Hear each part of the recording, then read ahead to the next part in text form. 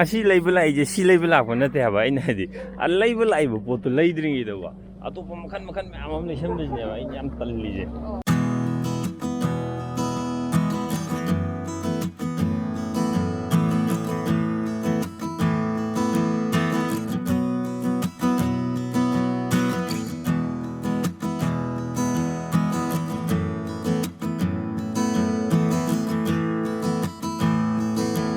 Kayak kopi nunya, jatuh bija, saya tu, hana pot, saya. Papa itu yang ni. Ini be magal holo ko. Pam khat piyo, mukhat la tungga ni ma. Tumning bay ni ba. Hasra. Let's go. Aming itu na jaket selila jaket jadi ngamaras, kade kuing ngam ni. Back over. Come over. Bye. Asijo, abe me yauda bida ko ni thabak sa tore. Abe magi sagum bagi pochai lei bakara wale hai du lei sa tuni. Momangi video da ko outing chat photo. Yam nungai wakhan je yam thina shanti phange maina mar ka sat pa yaw je. Si je am phajai ho da. Hum khumjal le. To. Si bisin je phajadra. Pos am tai hai we di. Kai hai ba si je organic hai bro. Organic. Yaram basi ay jo khajang khangdi. Shanyagi video da mai moi dukan no bangi na hai do. Adu de wari ne sanna mi je. Sida si store di male. Sida ado ngarang ko chab do no ai bro. Ha. Ngarang ko chab do no ai bro. No ai. Mathang chu di dong ko jai ro mana. Ko je. Ma pa do dong kham den do bu so bu. Sina faida. Ha na manung da mar chang bu do. Adai bu di sina matai do na sat tau je na. Koi la sa dro game dai nung tharam mi do. Si thagal je. Hana ken wa to ra akura tong yam lem do. Nung mai na level am tharam mi je. Gari khambam bu lei train si da. Agi ka chen ma ga dong kham do thamari. Adu ka chen dai do po to yeng do ni ba. Okay. Mamangi video da khuji levam do kai dana have da to sida abo ma phami je. Asi khuji levam dine. Adana Shankar Tokis lev do le re. Fair supermarket ta ne.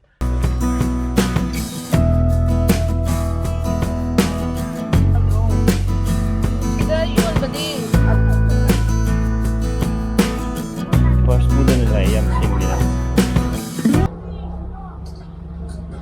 Yang jauh he, ada yang jauh he. Ada juga deh. Saya kena tahu ini yang jauh ini, sekai di ni.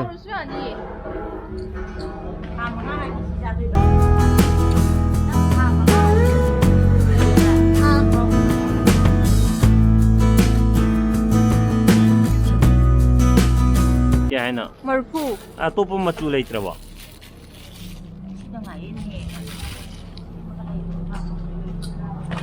CM फजेगा सी जो में पामी यो तो भी फजा याउ द्री जुदी अरे तो यो तो भी chain में मिना शुवे लोग दे बॉय था ये तो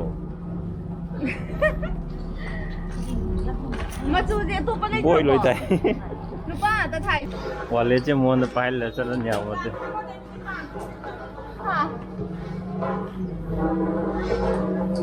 यानी au belai bi tok khale ba mo si nate ngasi label ai je si label ak nate ba ina di al label ai bo to lai dring i do ba atu makan amam ni sem ni ba in am talli je lai do bo to ala se amu halak to thoro ko de to lai halak ko na di phatro amu ko mamai ka la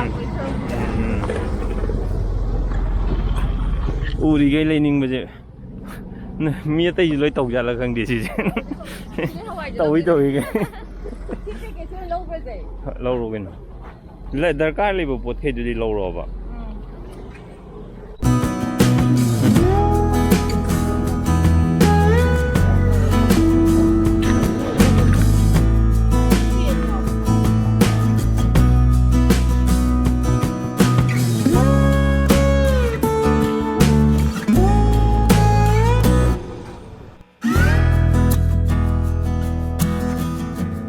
vậy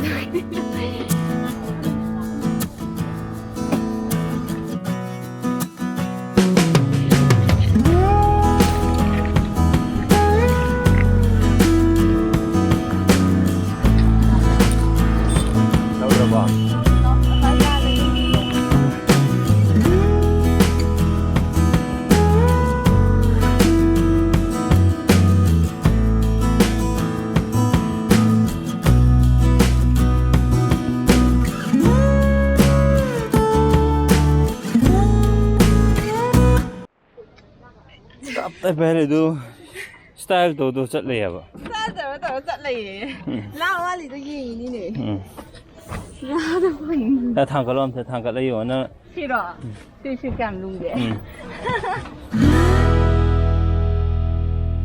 कुछ blue car है हम फिर supermarket जी की जगह दो हाजर देना मी am chin ba lan shon ju phang ye mi am chin le ba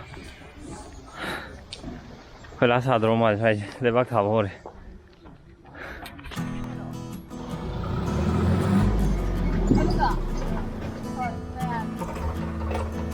cái đó không đi được ạ.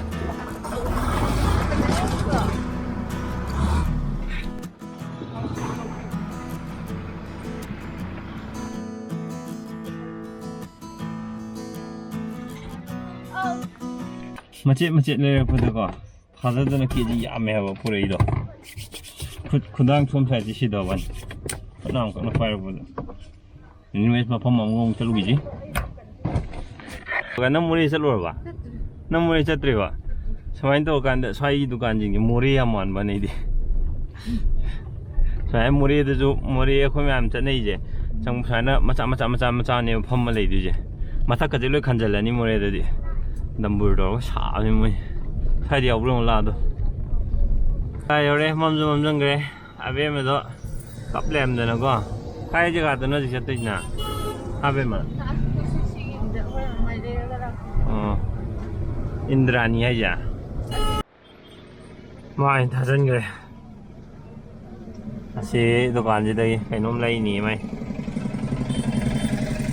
Bada jo. Mitis chill le ang ang kay gid may na.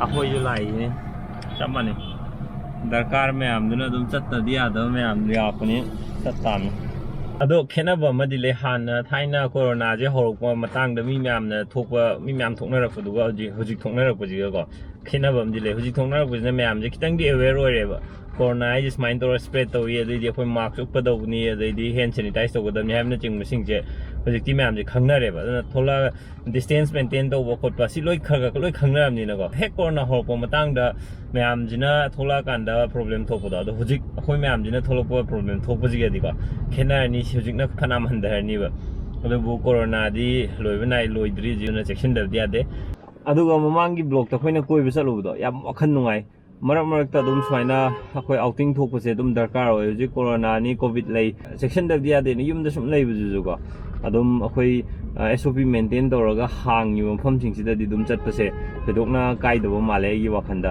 मैमसु दुम लाकपीबा कोइबा लाकपीबा मैमसु mask उपतना गोतना लोय लाकपनिनको अदुमाइना खरखर कोइबा चटपसेसु दुम दरकार लै एनीवेस मैम सथोकपा टाइमिंग संगाकांदा दुम ma'am थोकपियो ayu suti marka thulaiba kanda dum mi yam tinda famda koiba satpa horage na khalli thajada ban yam thuna lakwan yam thun thure eba phatchanga ga phathole ba ai ro leira ba le ai ni cholang ka tra na phat lak ma yam khumja rak tram param ni na tre cholang gen ready tole on ne ai cholang gen ai na pam bam di leram na tro pam di pam jaram na tro phare I'm going to see the video in the solution. No, I bet you like, subscribe, share, talk, and bye bye. Bye bye.